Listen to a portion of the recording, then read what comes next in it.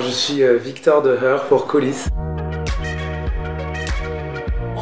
Parce qu'en fait on s'est rendu compte aussi après avoir écrit énormément de chansons avec Simon qu'on parlait beaucoup de la féminité, de la femme, de la sensualité. Et, en plus de ça, ça nous amusait aussi de se dire qu'on allait être deux hommes et avoir comme nom Her. On voulait pas communiquer aussi sur des photos de nous, on voulait vraiment laisser planer le mystère. Donc tout ça pour nous avait beaucoup de sens.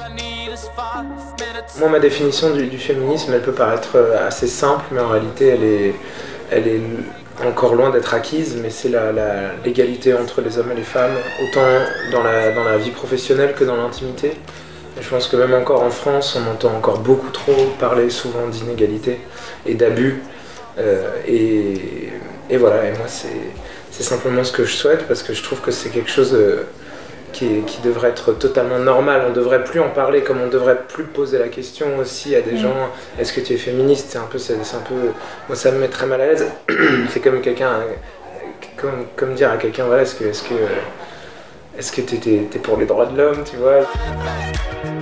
Simon et moi on s'est rencontrés au lycée, on se connaissait depuis très longtemps avant de faire Her, et l'idée qu'on a eue ensemble, c'était vraiment de chanter à deux, de composer, d'écrire à deux, et même après d'aller plus loin, parce qu'on a créé notre label, donc ça veut dire produire nos clips, produire notre musique. Mais ça s'est vraiment fait pas à pas, et on s'est aussi beaucoup concentré sur les concerts. Là, on a fait plus de 130 concerts en 2 ans, on aime beaucoup être en contact avec le public. C'est quelque chose qui, particulièrement pour Simon, lui faisait vraiment beaucoup de bien, donc on a essayé d'en faire un maximum. Nous, ce qu'on a essayé de faire avec Her, c'est de faire une musique qui nous ressemble et dont on était vraiment profondément fiers. Notre musique, c'est quelque chose qui est pratiquement pour nous de sacré. On essaie de faire aucun compromis, et donc quand on a commencé un peu à avoir du succès, c'était quelque chose de magique, mais on considère que c'est quelque chose qui nous appartient plus en fait. Et ça ne remet pas en cause la valeur de notre travail, le succès. On entend trop souvent parler de ça aujourd'hui. Un artiste qui n'a pas de succès n'est pas un bon artiste, mais pas du tout. Beethoven, il est mort dans la misère absolue, Mozart aussi, Van Gogh. Les choses ne se jouent pas là. Là en fait c'est un énorme plus qu'on a de pouvoir faire quotidien, de pouvoir travailler avec Universal entre autres. Tu vois, on a tout un truc, là on repart aux États-Unis en mai, et j'essaye de prendre ça avec le plus de modestie possible. C'est la vie, voilà, l'espoir. Je suis quelqu'un qui n'a pas besoin de grand chose, donc si je peux faire ma musique et me sentir libre et ne pas avoir de pression d'autres, et si ma femme est près de moi, je suis le plus heureux des hommes. En fait, moi je faisais du piano classique et Simon faisait aussi du saxophone en musique classique. Et c'est vraiment à travers le blues, le jazz qu'on a découvert le plaisir de faire de la musique, le plaisir d'improviser, de redécouvrir notre instrument. Et je pense que si je devais citer un artiste que j'ai beaucoup essayé de rejouer, c'est Ray Charles. Ouais, c'était les Whitest Boy Alive, c'est un groupe allemand. Le chanteur, c'est le chanteur qui s'appelle Erland Hoy et qui est aussi dans un autre projet. Et c'était incroyable, c'était à la maroquinerie. Il faut que ça me fasse pas penser à autre chose. Ça, c'est vraiment complètement rédhibitoire. Je suis assez extrême par rapport à ça. Et j'essaie toujours de privilégier la qualité à la quantité. C'est-à-dire que j'essaye d'avoir le moins possible d'éléments musicaux et aussi vocaux, mais que ces éléments soient justes, soient placés aux bons endroits.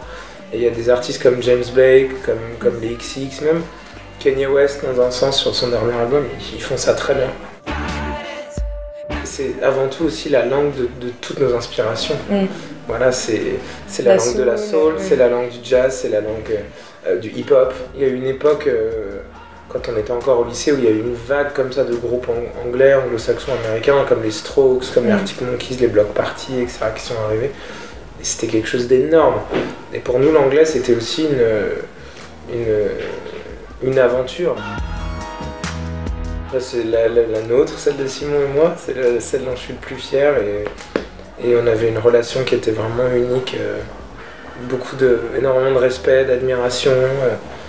Il y avait aussi de la confrontation, mais dans le bon sens, parce qu'elle menait toujours à quelque chose, elle était toujours constructive.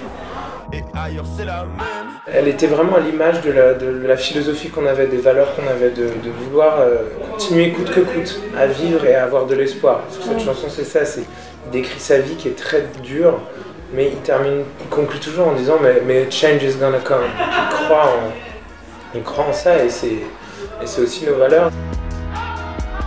Essayer de rester modeste, authentique avec ce qu'on veut faire, parce que je pense que c'est ça qui profondément touche les gens.